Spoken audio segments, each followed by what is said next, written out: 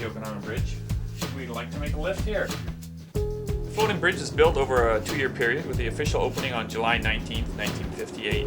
The floating portion is 2,200 feet or 670 meters long, made up of 10 200-foot pontoons and 2 100-foot pontoons. The sidewalls in each of the pontoons are 9 inches thick, and the tops and bottoms are about 12 inches thick. It's the only floating bridge in Canada. There are 4 more in North America, and they're all in Washington State. The lift span, 260 feet long. It will lift to a maximum height of about 60 feet. It weighs approximately 500 tons, or 1 million pounds. Each counterweight, one on each side, weighs approximately half of that, the equivalent of 125 mid-sized cars. Each link on the balancing chains mounted below the counterweight weighs 206 pounds. There's 29 links per chain, which is approximately 6,000 pounds. The lift span is raised by 4 31.5 horsepower electric motors, and it can also be manually raised or lowered by 7 men. I ended up working on the bridge.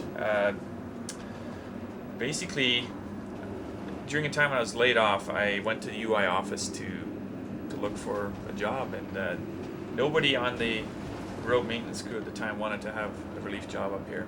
So I actually got this off the board in the UI office. So, because people always ask me, how'd you get a job like that? That's just so cool.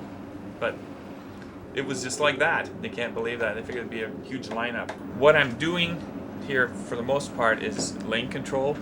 It's a 3-lane system, so we can only have 2 lanes in one direction at a time, and one goes of course in the other. So we monitor that based on the traffic volume throughout the day and make changes accordingly.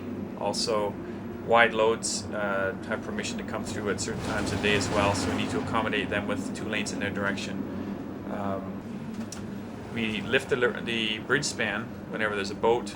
In the winter hours, we are basically on a 24-hour notice for lift span. During the summer, we have set lift time schedules, and yacht clubs and so on have these times. And we raise the bridge for leisure craft, which used to be barges with food and everything, and it was a priority, and still is a federal waterway, and boats still have the right-of-way over the vehicle traffic. That's interesting. So you get people who phone you up and go, "What's with that little boat crossing? I put that in my trunk. I'm late for work," and all that kind of stuff. But they do have the right of way if they're here at the scheduled lift time. Couple of things that were interesting. Well, one that keeps recurring, and I gotta mention that is because the bridge is a floating bridge, we have a difference in elevation between the fixed portion and the floating portion. And that generates a bit of a offset in elevation, and particularly for vehicles with trailers that are not attached properly, it tends to kick the trailers off. And if the trailers aren't on a safety chain, then the trailer goes careening through the down the lanes. And so we've had a number of those come off. The funniest were a guy who'd lost his travel trailer, and he's coming along, and in fact I didn't see the vehicle at all. All I saw was the trailer coming across the bridge, a tandem axle trailer just running nice and straight with nothing pulling it. And the guy, I guess, didn't even realize he'd lost it. I don't know, he just kept driving on, and he was in town, and I had to call the tow truck. Says, I don't know where the guy is, but he's lost his trailer. Sooner or later he'll notice. That was pretty funny. I don't know, I haven't found it boring because there's usually something happening.